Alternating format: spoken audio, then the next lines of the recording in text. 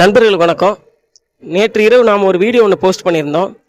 முருகன் கோவிலிருந்து சாமி சப்பரம் வெளியே வர்ற பகுதியில் படிக்கட்டுகளுக்கு கீழே சாக்கு மூட்டையை அடுக்கி வச்சிருக்கிறாங்க.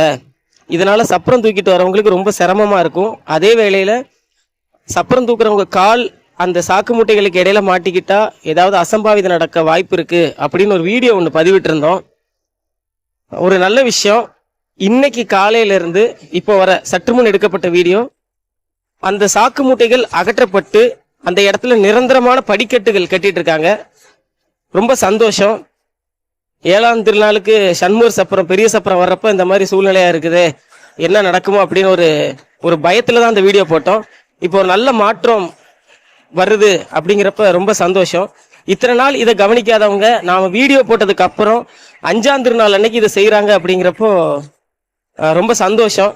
குறைகளை சுட்டி காட்டுற அதே வேளையில ஒரு குறை இருக்கு அப்படின்னு தெரிஞ்சு அதற்கு உடனடி நடவடிக்கை, உடனடி தீர்வு முயற்சி பண்ற அதிகாரிகளை கண்டிப்பா நன்றி சொல்லி ஆகணும், பாராட்டி ஆகணும். ரொம்ப நன்றி. இந்த மாதிரி நிறைய குறைகள் திருச்செந்தூர்ல இருக்கும், அதை நீங்களா சரி பண்ணுங்க. பக்தர்களும் மக்களும் உங்களை வாழ்த்துவாங்க, பாராட்டுவாங்க. சந்தோஷ மலையில நீங்க நனையலாம். நன்றி.